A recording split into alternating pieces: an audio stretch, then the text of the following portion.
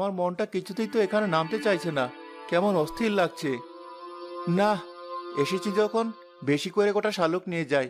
এখানে তো বেশি পানি নেই, বেশি সময় লাগবে বলে মনে হয় না।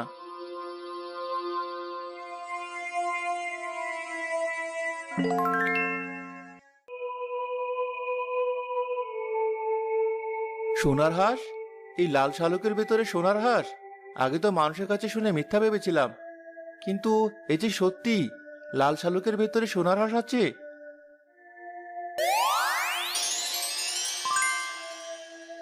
আরো একটা আরো একটা মানুষ লাল শালুকে পরিণত হয়েছে। এই গ্রামের সকল মানুষকে লাল শালুকে পরিণত করে আমি একমাত্র রাজা হব। হা, হা, হা, হা, হা, হা। এদিকে মিনা ও নয়ন জঙ্গল থেকে পেয়ারা এনে বাড়ি ফিরলো। মা, এই নাও, আগে পেয়ারা খেয়ে নাও, তারপর কাজ করো। বাহ, এত পেয়ারা পেরে এনেছিস, তোরা খেয়েছিস তো? হ্যাঁ মা, আমরা খেয়ে এসেছি, পেটটা এখন একটু ঠান্ডা হলো। মা, বাবা কই? বাবা এখনো আসেনি? না মা, তোর বাবা তো এখনো ফিরলো না, খুব চিন্তা হচ্ছে। সে কখন বেরিয়েছে, মানুষটি যেতে চাইছিল না। আমি কি ভুল করলাম তাকে সেখানে পাঠিয়ে দিয়ে? মা, তুমি চিন্তা করো না, আমি যাচ্ছি শালুক পেলে, দেখি বাবা কি করছে। না না, তোর যাওয়া লাগবে না, তোর বাবা ফিরে আসবে মনে হয়। না মা, আমি যাই। বাবার যদি কোনো বিপদ হয়, গিয়ে দেখি এখনো কি করছে। আমিও যাবো তোর সাথে, আমাকেও নিয়ে চল ভাই।